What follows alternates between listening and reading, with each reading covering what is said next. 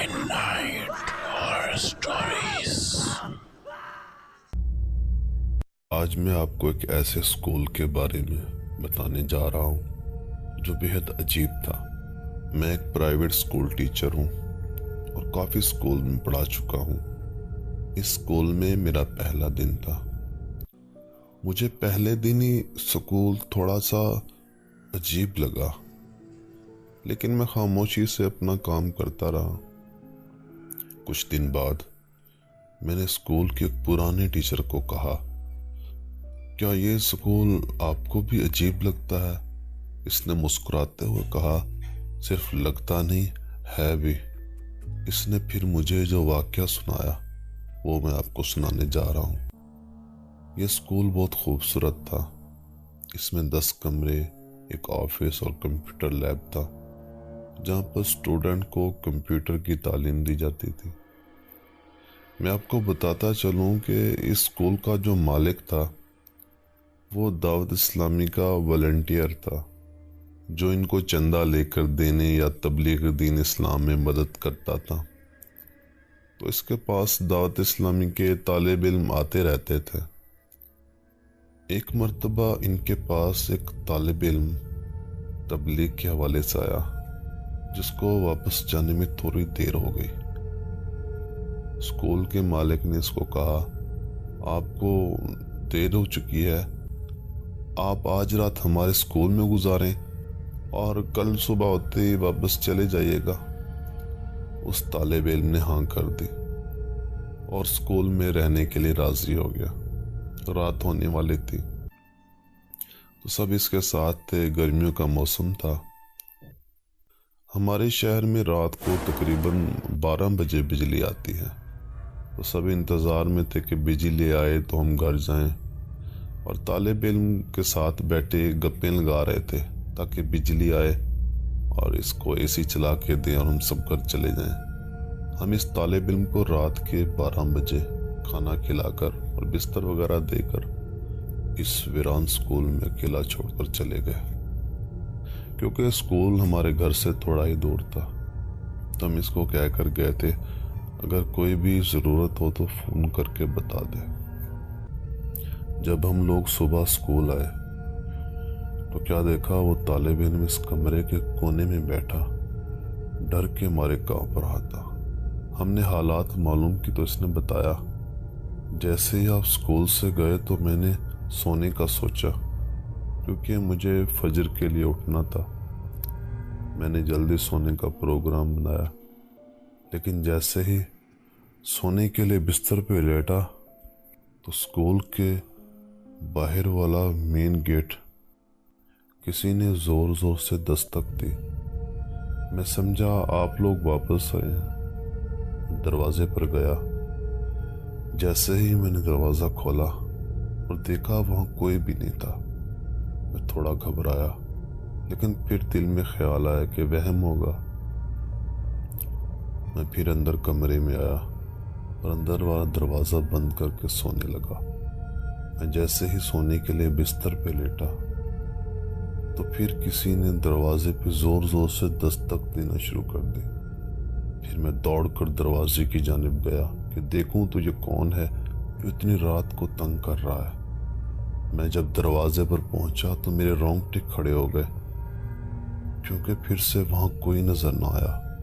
اب میں جان گیا تھا کچھ نہ کچھ گڑبڑ ہے۔ میں اب ڈر بھی رہا تھا اور سوچ بھی رہا تھا، ہو سکتا میرا وہم ہو۔ اس طرح دل کو تسلی دیتے ہوئے میں اپنے کمرے میں داخل ہوا اور بستر پہ لیٹنے لگا۔ جیسے ہی سونے کے لیے بستر پہ لیٹا تو پھر دروازہ بجا، لیکن اب کی بار باہر والا گیٹ نہیں کھٹکا تھا اور نہ اسکول کے کسی اور کمرے کا دروازہ، بلکہ اب کی بار ٹھیک میرے ہی کمرے کا دروازہ کھٹکا۔ میں دنگ رہ گیا۔ اس اسکول میں میرے سوا اور کوئی نہیں ہے، تو یہ دروازے پر کون ہے؟ میرے دل کی دھڑکن تیز ہو گئی۔ میں ڈر کے مارے ورد کرنے لگا۔ میں نے ہمت کی اور دروازہ کھولنے کے لیے آگے بڑھا۔ جیسے ہی میں نے دروازہ کھولا تو میری روح کانپ اٹھی۔ गैलरी में जितनी भी तस्वीर लगी थी सब कर्नल जनरल या बड़े लोग, जिनमें कुछ तो हयात थे लेकिन ज़्यादातर मर चुके थे, वो सब जिंदा होकर मेरे सामने खड़े थे और मुझे कह रहे थे, बाहर निकलो, हमें तुमसे बात करनी है। मैंने जल्दी से दरवाज़ा अंदर से लॉक कर दिया, लेकिन दरवाज़ा खुद ब खुद खुल गया और वो सब मुझे घसीट कर बाहर ले गए। मैं खौफ के मारे बेहोश हो गया, लेकिन जब मैं होश में आया तो फिर कोई भी दिखाई ना दिया। मैंने अपना मोबाइल बेहद तलाश किया लेकिन ना मिला। मुझ पर इस कदर खौफ तारी हो चुका था कि पूरी रात एक कोने में बैठकर गुजारी और वहाँ से हिलने तक की हिम्मत नहीं की, और बस ये इंतज़ार था कि कब सुबह और कब मैं स्कूल से निकलूं। इस दिन के बाद हमने कभी किसी को स्कूल में रात को अकेला नहीं रहने दिया। दोस्तों, दूसरी कहानी शबीर नामी एक शख्स की है। वो कहते हैं, मेरा नाम शबीर है, मैं एक बस का ड्राइवर हूँ। मेरा रूट मुजफ्फराबाद के पहाड़ी इलाके पे है। चंद माह पहले की बात है कि ताओबट से केल आते हुए रास्ते में एक जगह बस की कमानियाँ टूट गई, और जिस जगह बस की कमानियाँ टूटी, इस जगह के बारे में मशहूर है कि यहाँ जिन्नात का बसेरा है। बस को ठीक होने में काफ़ी वक्त लगना था। मैंने एक लोकल गाड़ी पर सवारियों को रवाना किया और ख़ुद बस के अंदर बैठ गया। मगरिब का वक्त था। चंद लोकल लोगों ने मुझसे कहा कि आप बस में न रुके, अब बस कल ही ठीक होगी, रात का वक्त है, बस को यहाँ खड़ा रहने दें और हमारे साथ चलें। लेकिन मुझे मुनासिब न लगा कि बस को वहाँ खड़ा कर दूं, इसलिए बस के अंदर ही वो रात गुजारने का फैसला किया। रफ्ता रफ्ता अंधेरा बढ़ने लगा। दरिया नीलम, जो दिन के वक्त माँ की लोरी जैसी आवाज़ में गुनगुना रहा था, रात की तारीकी फैलते ही दहशतनाक आवाज़ों में चिंगाड़ने लगा। मंजर ऐसा कि अंधेरे के सिवा कुछ नहीं दिखाई दे रहा था, और मैं बस की सीट पर बैठे बैठे दरियाए नीलम की आवाज़ के साथ साथ माजी की भूल भुलैयों में बहने लगा। अचानक बस में कुछ हलचल हुई। मेरी छठी हिस्स किसी अनजाने अनदेखे खतरे का पता बताने लगी। एक सर्द लहर पूरे जिस्म में दौड़ी, और सर्दी के बावजूद मेरे माथे से पसीने आने शुरू हो गए। शायद बस में कुछ लोग सवार हुए, लेकिन इतनी रात को इस वीराने में बस पर कौन सवार हुआ है? एक लम्हे में कई सवाल और लोगों की इस जगह के बारे में कई बातें मेरे जहन में गूंजने लगी। बशीर भाई, इस जगह रात अकेले रुकना ठीक नहीं, काश मैं इसकी बात सुन लेता, लेकिन अब बहुत देर हो चुकी थी। अनदेखी मखलूक बस में सवार हो चुकी थी। मेरे अंदर पीछे मुड़कर देखने की भी हिम्मत नहीं थी। मुझे ऐसा लगा जैसे मेरे हाथ पांव अब मेरी बजाय इस मखलूक के काबू में है, लेकिन यह तो शुरुआत थी। अभी अचानक से मुझे यूं लगा जैसे मुझे खींचकर कोई पीछे ले जा रहा है। मैंने अपनी पूरी कुव्वत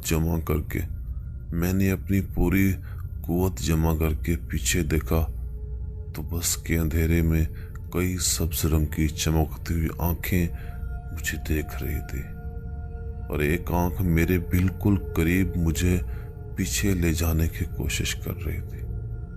मैं चीखना चाहता था और कुछ पढ़ना चाहता था, लेकिन मुझ में यह करने की हिम्मत न थी। इस खींचातानी में अचानक बस में ऐसा शोर हुआ जैसे कबड्डी के मैच में तमाशाई शोर करते हैं।